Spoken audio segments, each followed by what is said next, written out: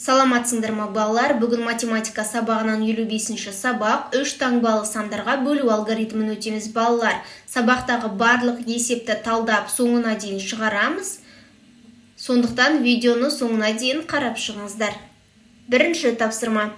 Қазір 193 ел ЮНЕСКО-ның әлемдік мәдени және табиғи мұраларды қорғау конвенциясының мүшесі. 2018 жылы ЮНЕСКО-ның дүниежүзілік мұралар тізіміне 1092 нысан кірді. Олардың 845 мәдени, 209 табиғи, қалғандары аралас нысандар. Тізімде қанша аралас нысан бар?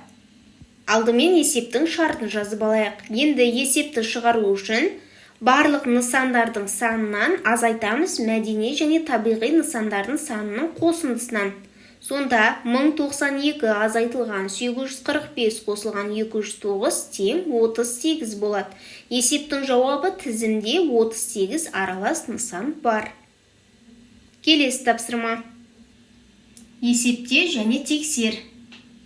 Біріншісінде 4167-ні 463-ке бөлеміз. 9 шығады. Енді дұрыстығын тексеру үшін 463-ті қайтадан 9-ға көбейтеміз.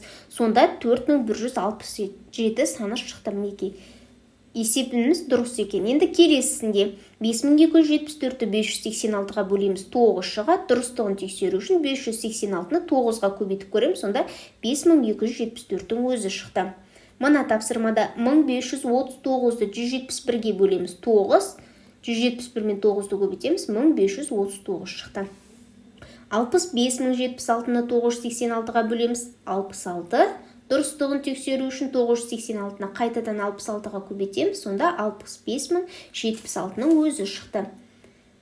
Келесі көбейтінді және бөлінді. 6183-ті 687-ге бөлеміз. 9 және көбейтіп тексеріп көреміз. 1358-ді 194-ге бөлеміз. 7 және көбейтіп көреміз. 93765-ті 987-ге бөлсек 95, мынау көбейтіндісі. Келесі баған түріндегі орындалу амалы осылай. 36512-ні 652-ге бөлеміз. 56 көбейтіндісінің жолы осылай болмақ.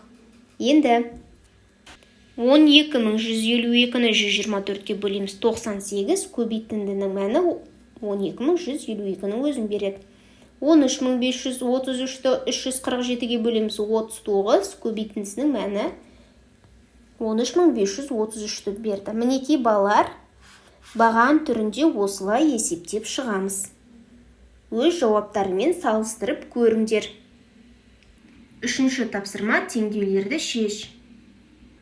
Бірінші теңдеуіміз D бөлінген 524 тең 3570 бөлінген 70.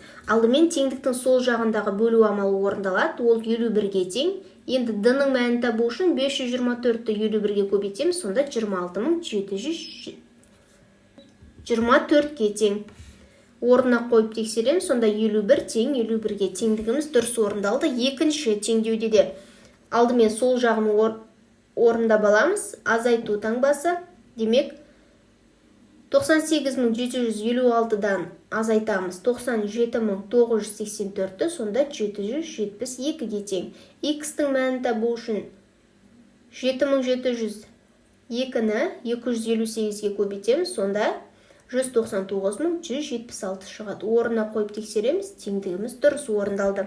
Енді келесі тапсырма. Төртінші тапсырма. Есептерді шығар, осыған ұқсас есеп құрастыр. Егер тік төртбұрыш пішінді үстелдің ауданы 126 дециметр квадрат, ал ұзындығы 14 дециметр болса, ені қанша болмақ? Есептің шартын жазып аламыз. Есепті шығару үшін S тең A көбейтілген B-ға тең. Енді осыдан біз B-ны табуымыз қажет. Енін B дегеніміз ауданды ұзындығына бөлгенге тең. Сонда 126-ны 14-ке бөлеміз. 9. Есептің жауабы үстелдің ені 9 дециметрге тең. Енді Ә тапсырмасында осы үстелдің периметрін тап деген. А-ның мәні белгілі болды. Б-ның мәні 9-ға тең. Есепті шешу үшін периметр тең 2 көбейтілген А қосылған Б. Периметрдің формуласы. Енді 2 көбейтілген 14 қосылған 9 тең 46. Есептің жауабы үстелдің периметрі 46 дециметрге тең. Енді өзіміз ойдан ұқсас есеп құрастыр делінген мысалға алайық.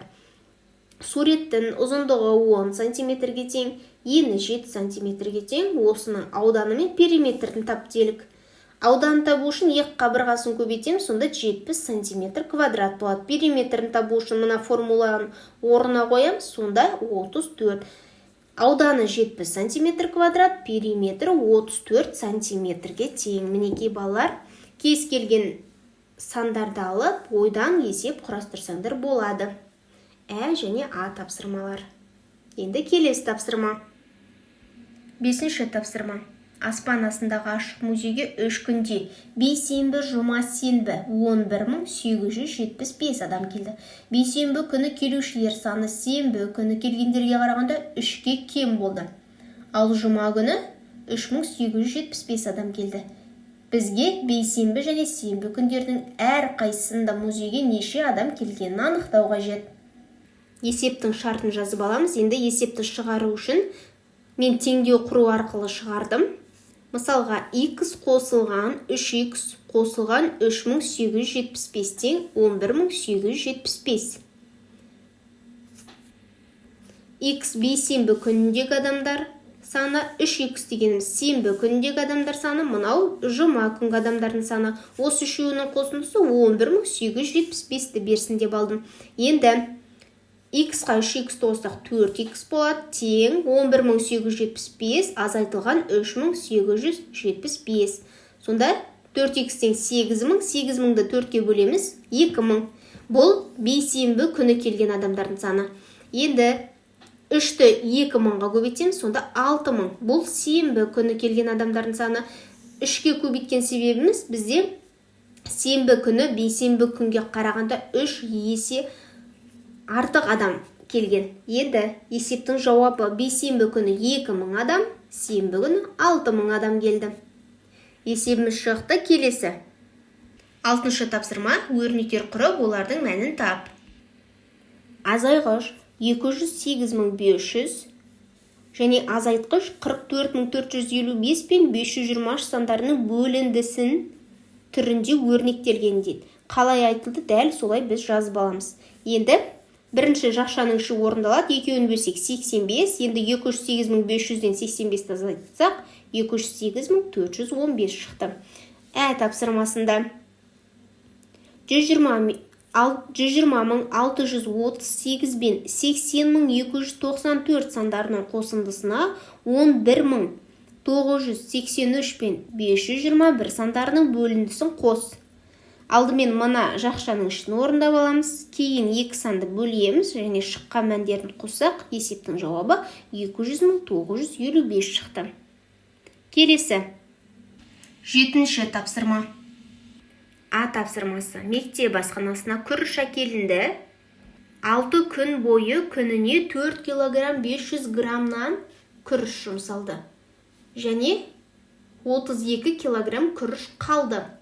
Бізге басында қанша күріш килограмм әкелінгенін табу қажет. Есепті шығару үшін 4 кг 500 грамм дегеніміз 4500 граммға тең. 4500 граммды 6-ға көбейтсек 27000 грамм. Оны 27 килограмм деп өрнектеп аламыз. Енді 27-ге 32-ні қосамыз 59, сонда асханаға 59 килограмм күріш әкелінген.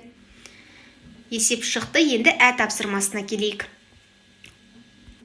Асханада орам жапырақ салынған 85 бәліш пісірілді. Бұл күріш салынған бәлішке қарағанда 2 есе кем. Орам жапырақ салынған бәлішке қарағанда күріш салынған бәліштің нешеуі артық. 85-ті 2-ке көбейтсеміз 170, бұл күрішпен пісірілген бәліштердің саны. Енді 170-тен 85-ті азайтамыз, сонда 85. Демек, есептің жауабы орам жапырақ салынған бәлішке қарағанда күріш салынған бәліштің 85-і артық пісірілді. Б тапсырмасы. 17 қалтаның массасы 34 кг, ал 25 қалта күріштің массасы 75 кг. Күріш салынған қалта, ұн салынған қалтадан қанша килограммға ауыр? 75-ті 25-ке бөлеміз 3 килограмм, бұл бізде бір қалта күріштің массасы. 34-ті 17-ке бөлеміз 2 килограмм, бір қалта ұнның массасы. 3-тен 2-ні азайтамыз 1 килограмм. Сонда есептің жауабы күріш салынған қалта 1 килограммға ауыр. Есебіміз шықты. Келесі 8-ші тапсырма, ойлан және жауап бер. Қалай ойлайсың? 4 бұрышты бір түзу сызықпен бөлуге бола ма дейді. Мұнда А, Б, С деген 4 бұрыш берілген, осыны былайдан түзу сызықпен бөлеміз. Мінекей осылай бөлеміз. Енді бізден сұрап тұр.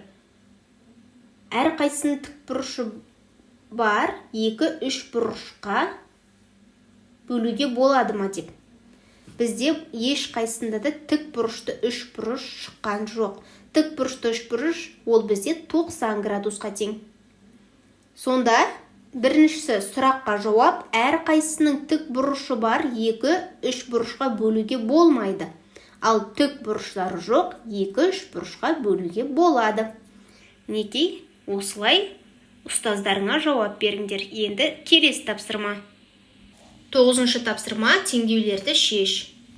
Бірінші теңдеу x бөлінген 792 тең 46.865 бөлінген 721. Алдымен теңдіктің сол жағындағы бөлінді орындалады, ол 65-ке тең. X-тің мәнін табу үшін 792-ні 65-ке көбейтеміз, сонда 51.480. Орнына қойып тексереміз, теңдіктің екі жағы да дұрыс орындалды. Екінші теңдеуіміз y азайтылған 4760 көбейтілген 568 тең 81.224. Жақшаның ішіндегі теңдіктің оң жағына қалдырамыз. 81.224-ті 568-ге бөлсек 143. Енді y-тің мәнін табу үшін 143-ті 4760-қа қоссақ 4903 шығады. Y-тің тапқан мәнді орнына қойып тексерсек, теңдігіміз дұрыс орындалады екен. Балалар, барлық 9 есепті талдап шықтық. Сабақ ұнаса видеоға лайк басып, каналға тіркеліп алыңыздар. Сау болыңдар.